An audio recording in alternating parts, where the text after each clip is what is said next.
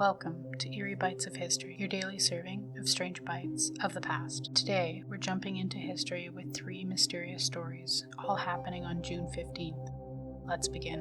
On June 15th, 1517, in the quiet northern Italian village of Verdellino, the locals described a horrific, otherworldly battle in the skies and the fields surrounding the town. Dozens of villagers swore that they saw two armies of ghostly soldiers locked in combat, spectral warriors in outdated armor clashing with swords. What made these visions so chilling was the surreal repetition. The battle appeared multiple times over the course of several days, playing out like a looped nightmare. Each time the combatants would vanish as suddenly as they had appeared. Eyewitnesses described not only phantom soldiers, but bizarre grotesque figures, headless monks drifting through the trees, and even flying pigs with glowing red eyes. Some villagers believed they had seen angels and demons locked in combat, while others interpreted it as the sign of the apocalypse. The event terrified the region, and priests were called in to bless the land. Rumors spread quickly and eventually reaching clergy and scholars in nearby towns. While some insisted that this was a divine warning, more pragmatic minds later suggested the cause rooted in biology.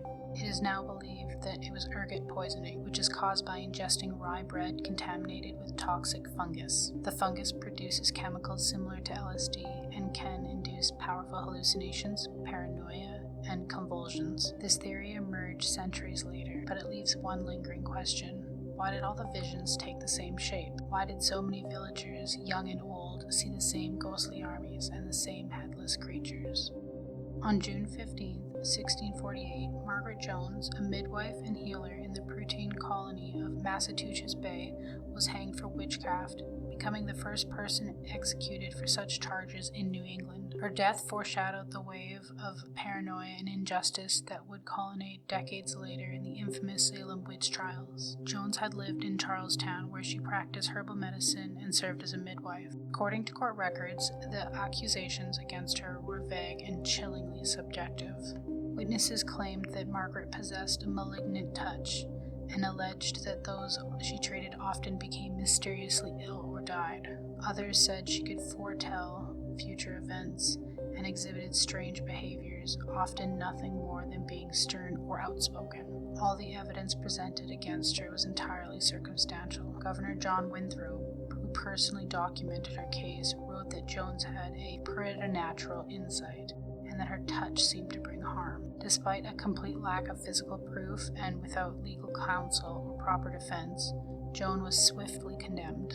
She was executed in Boston, hanged on the same hill that would later be used for other alleged witches. Although he was spared, her husband also faced scrutiny. He was nearly arrested after attempting to flee the colony after her hanging. On June 15th, 763 BC, a dramatic event unfolded on the skies over ancient Mesopotamia, a total solar eclipse, briefly plunging daylight into eerie darkness.